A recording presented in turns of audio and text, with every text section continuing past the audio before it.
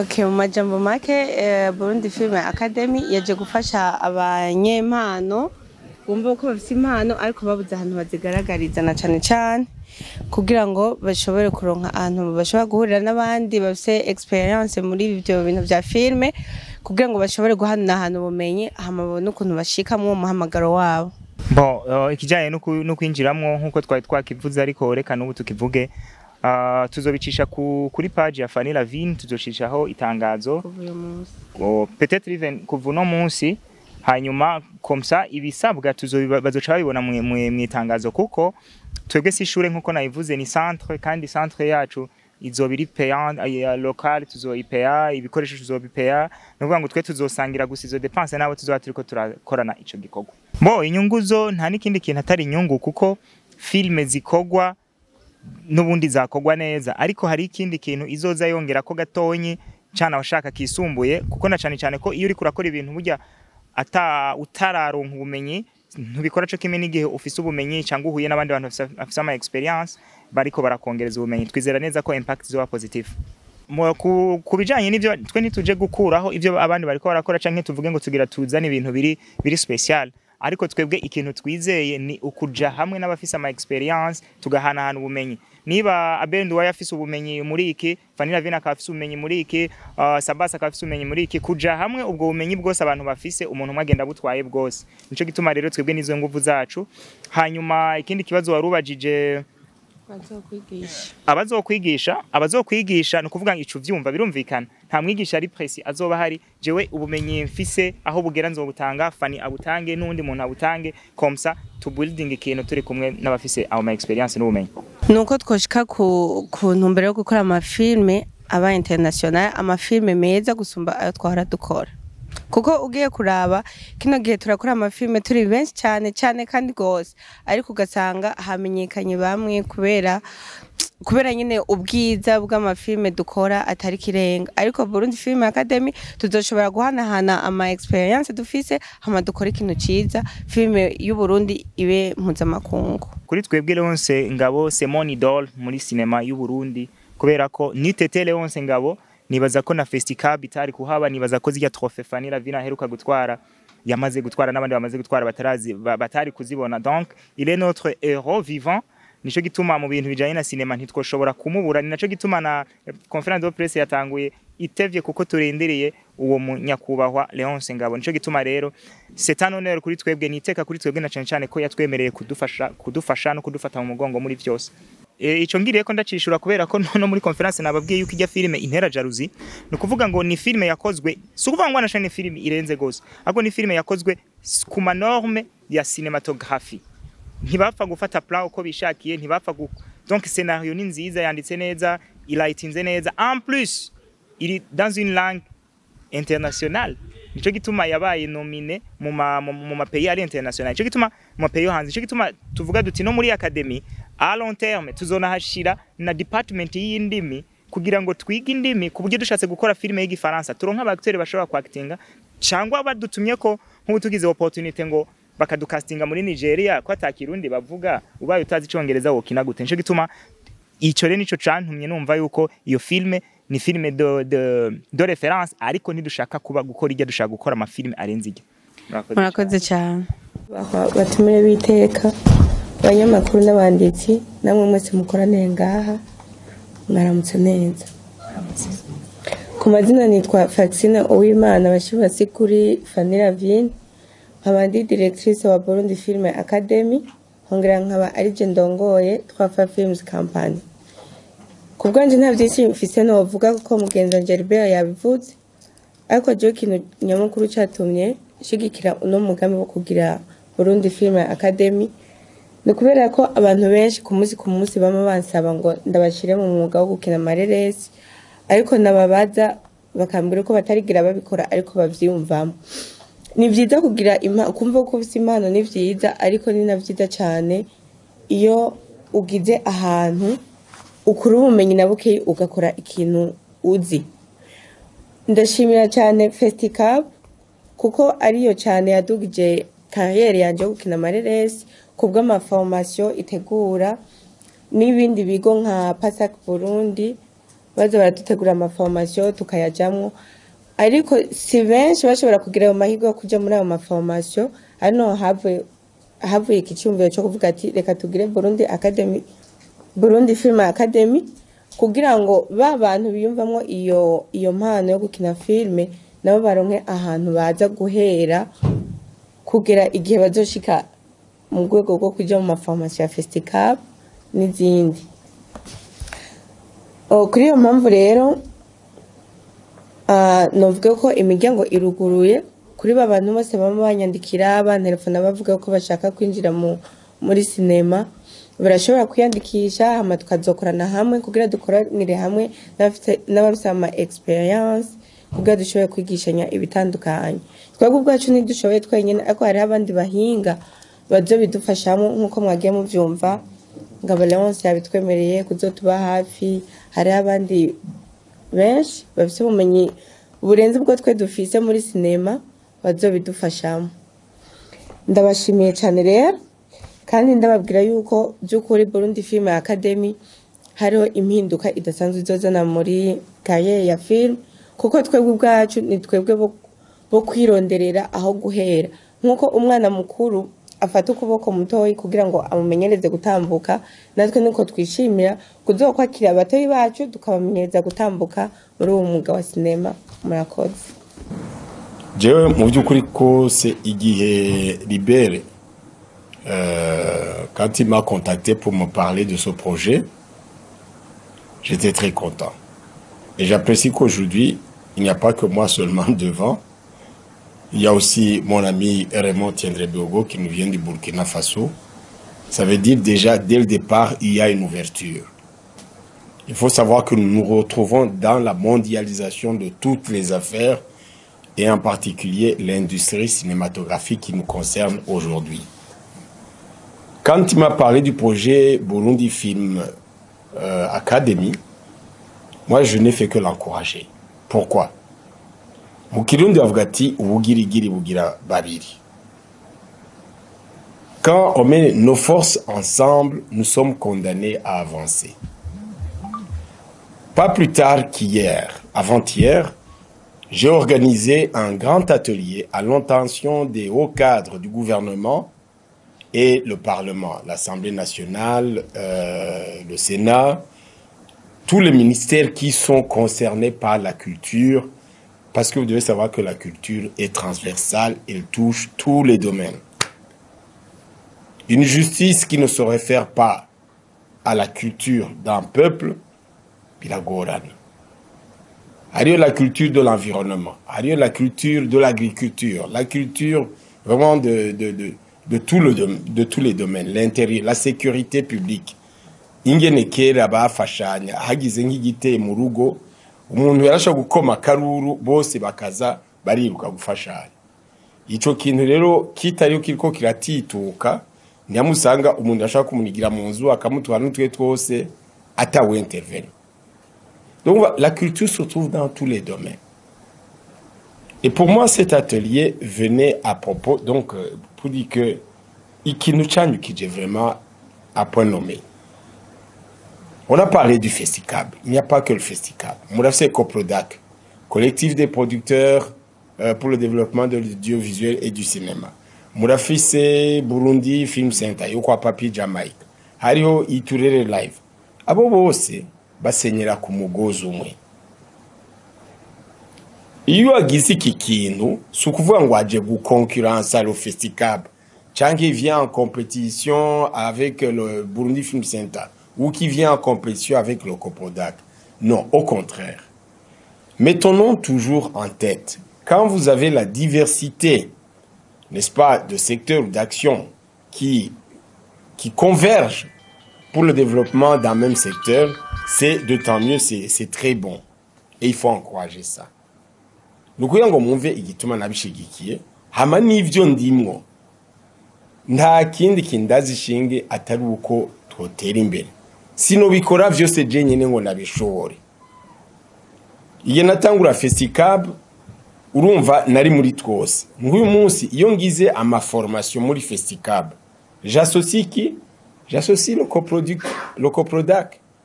Nabgira Burundi Film Center, parce que c'est le volet formation. Moi, je peux initier des projets peut-être pour chercher des financements, mais que je lègue après à mes collègues jeunes frères ou jeunes petits-fils. Ouais. Pour qu'on s'embarque tous dans le même bateau.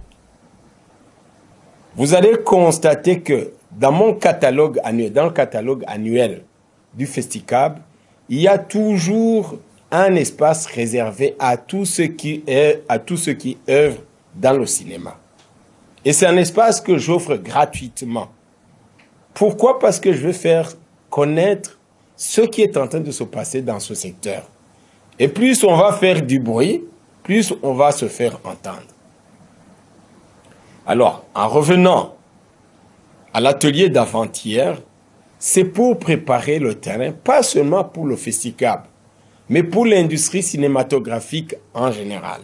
La culture d'abord, évidemment, de manière générale, et l'industrie cinématographique en particulier. Je commence par la culture. Aujourd'hui, nous avons encore un problème.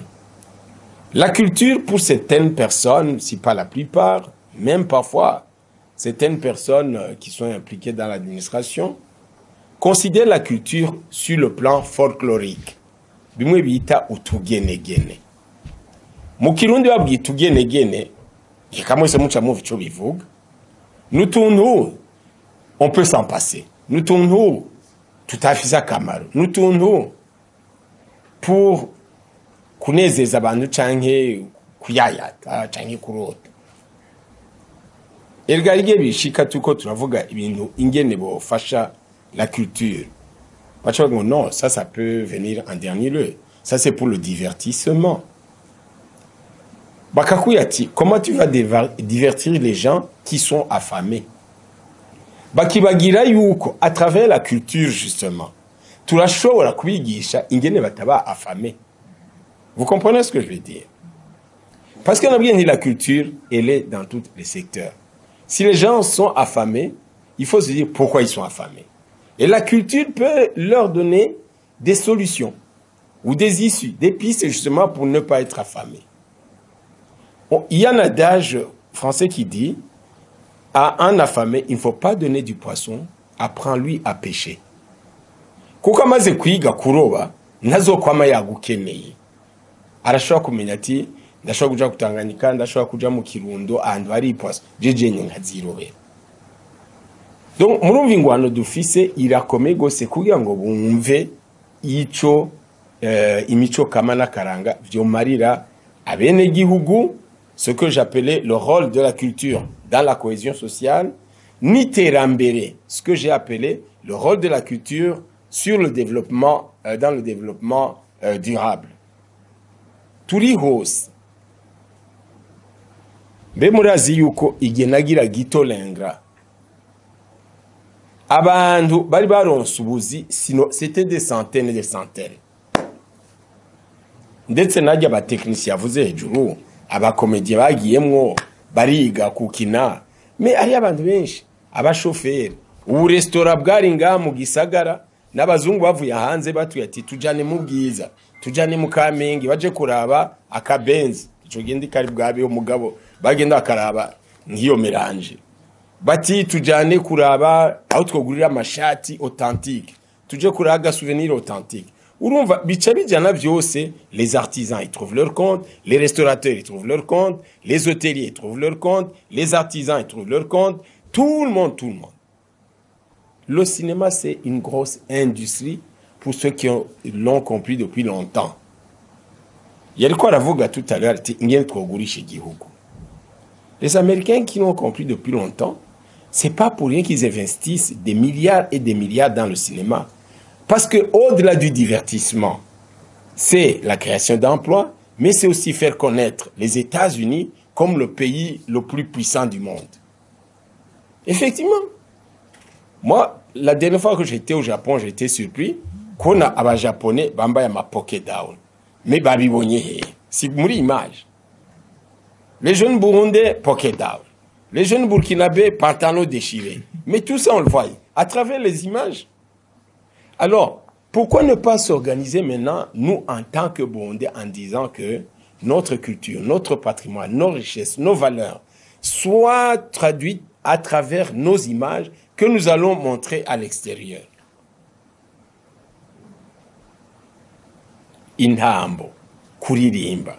Uwo twaragize Imana avec ce qu'on appelait la migration numérique, c'est-à-dire il y a de plus en plus des canaux ou des chaînes à travers lesquelles on peut vendre nos valeurs, nos richesses.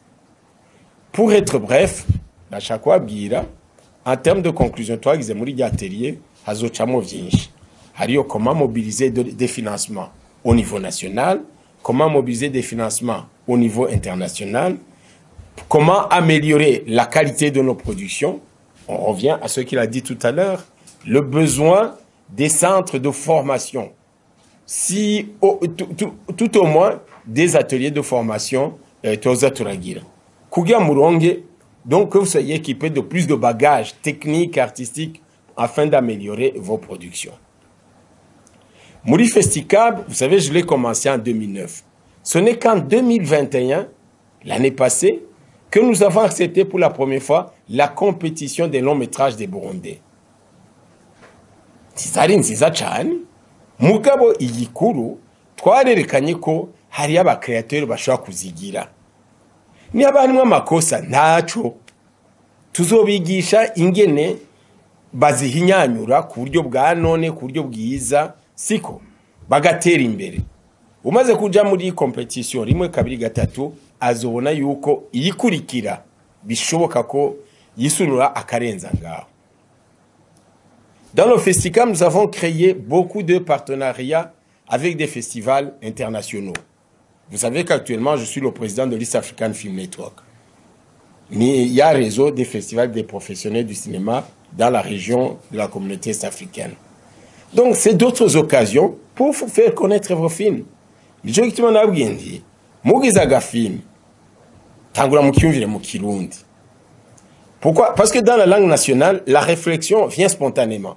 Et tu es plus riche et c'est plus fluide pour l'écriture et pour les comédiens parce que notre pays, c'est un pays monolingue. Donc, de nord aussi, de l'est à l'ouest. Mais pensez après à la diffusion internationale aussi. Nous avons des diffuseurs, par exemple, qui veulent des versions françaises ou des versions anglaises. À ce moment, c'est votre liberté de faire des sous-titrages. Mais ceux qui pourront aussi faire des films en français, mais ils sont les bienvenus. Parce que tu as par exemple TV5, parfois ils font le chichi, ils veulent seulement des films en français.